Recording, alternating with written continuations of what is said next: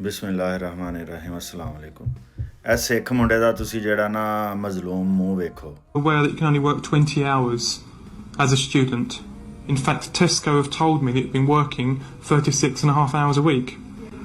It's only possible because that's a night shift. You've broken the conditions of your study visa, so your visa will be cancelled. ਇਹਨੂੰ ਕਿਸ ਜੁਰਮ ਦੀ ਸਜ਼ਾ ਮਿਲ ਰਹੀ ਹੈ ਕਿ ਇਹਨੇ ਬਹੁਤਾ ਕੰਮ ਕੀਤਾ ਹੈ?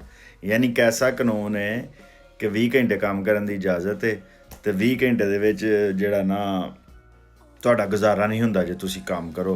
ਅਤੇ ਹਕੂਮਤ ਬਰਤਾਨੀਆ ਨੂੰ ਵੀ ਪਤਾ ਹੀ ਹੈ, ਜਿਹੜੇ ਵੀ ਮੁਲਕ ਨੇ ਜਿਨ੍ਹਾਂ 20 ਘੰਟੇ ਦਾ ਕਾਨੂੰਨ ਰੱਖੇ ਹੈ ਉੱਥੇ ਲੋਕ ਉਹਨਾਂ ਨੂੰ ਪਤਾ ਕੰਮ ਕਰਨ ਹੁੰਦੇ ਨੇ ਅਤੇ ਸਸਤੀ ਲੇਬਰ ਹੈ। 5 ਪਾਉਂਡ ਅਤੇ 6 ਪਾਉਂਡ 'ਤੇ ਸਟੂਡੈਂਟ ਕੰਮ ਕਰਦੇ ਨੇ। ਸਟੂਡੈਂਟਾਂ ਨੂੰ ਬਲੈਕਮੇਲ ਕਰਦੇ ਨੇ ਜਿਹੜੇ ਇੱਥੇ ਦੇ ਇੰਡੀਅਨ ਨੇ, ਪਾਕਿਸਤਾਨੀ ਨੇ, ਬੰਗਲਾਦੇਸ਼ੀ ਨੇ, ਸ੍ਰੀਲੰਕਨ, ਨਾਈਜੀਰੀਅਨ ਜਿਹੜੇ ਪੁਰਾਣੇ ਬੈਠੇ ਨੇ ਨਾ, ਉਹ ਨਵੇਂ ਆਉਣ ਵਾਲਿਆਂ ਨੂੰ ਥੋੜ੍ਹੀ ਤਨਖਾਹ 'ਤੇ ਰੱਖਦੇ ਨੇ। ਇਸ ਗੱਲ ਦਾ ਮੈਨੂੰ ਪਤਾ, ਤੁਹਾਨੂੰ ਪਤਾ, ਹਕੂਮਤ ਨੂੰ ਨਹੀਂ ਪਤਾ, ਅਤੇ ਫਿਰ ਉਹ ਕਿਸੇ ਨੂੰ ਫੜ ਲੈਂਦੇ ਨੇ। ਇਹਦੀ ਸ਼ਕਲ ਤੁਸੀਂ ਵੇਖੋ, ਕਿੱਡੀ ਮਾਸੂਮਾਂ ਵਾਲੀ ਸ਼ਕਲ ਉਹਨੇ ਬਣਾਈ ਹੈ, ਕਿਉਂਕਿ ਉਹਨੂੰ ਆਖਿਆ ਤੈਨੂੰ ਅਸੀਂ ਹੁਣ ਡਿਪੋਰਟ ਕਰ ਦੇਣਾ ਕਿਉਂਕਿ ਤੂੰ ਇਮਾਨਦਾਰੀ ਦੇ ਨਾਲ, ਮਿਹਨਤ ਦੇ ਨਾਲ ਜ਼ਿਆਦਾ ਕੰਮ ਕਰ ਰਿਹਾ ਹੈ, ਤੈਨੂੰ ਥੋੜ੍ਹਾ ਕੰਮ ਕਰਨ ਦੀ ਇਜਾਜ਼ਤ ਹੈ। ਦੁਨੀਆ 'ਚ ਚਰਸ, ਜੂਆ, ਸ਼ਰਾਬ, ਹਰ ਸ਼ੈ ਦੀ ਇਜਾਜ਼ਤ ਹੈ, ਮਿਹਨਤ ਕਰਨ ਦੀ ਇਜਾਜ਼ਤ ਨਹੀਂ ਹੈ। ਅਤੇ ਉਹਦੇ 'ਤੇ ਫੜ ਕੇ ਘੱਲਿਆ ਜਾ ਸਕਦਾ ਵਾਪਸ।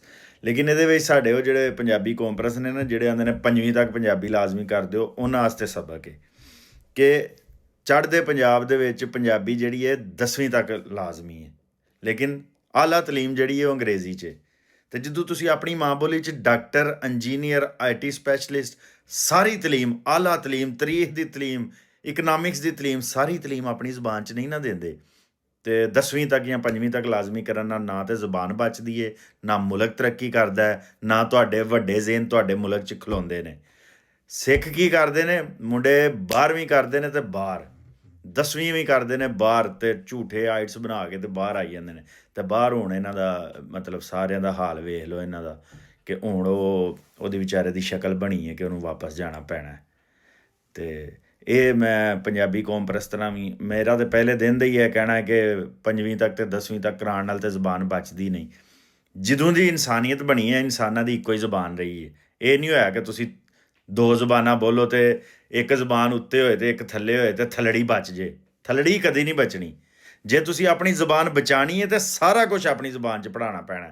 ਜੇ ਤੁਸੀਂ ਚਾਹੁੰਦੇ ਹੋ ਕਿ ਤੁਹਾਡੇ ਦੇਸ਼ 'ਚ ਤੁਹਾਡੀ ਜ਼ੁਬਾਨ ਦਾ ਅੱਲਾ ਵਾਸਤੇ ਦੂਜਾ ਦਰਜਾ ਕਰ ਦਿੱਤਾ ਜਾਏ, ਰੱਬ ਦਾ ਨਾਂ ਜੇ ਸਾਡੀ ਜ਼ੁਬਾਨ ਦਾ ਦੂਜਾ ਦਰਜਾ ਕਰ ਦਿਓ, ਅਤੇ ਉਹ ਤੁਸੀਂ ਨਾ ਕਰਾਓ, ਉਹ ਰਹਿਣ ਦਿਓ, ਕੋਈ ਨਹੀਂ ਜ਼ੁਬਾਨ ਬਚਣੀ।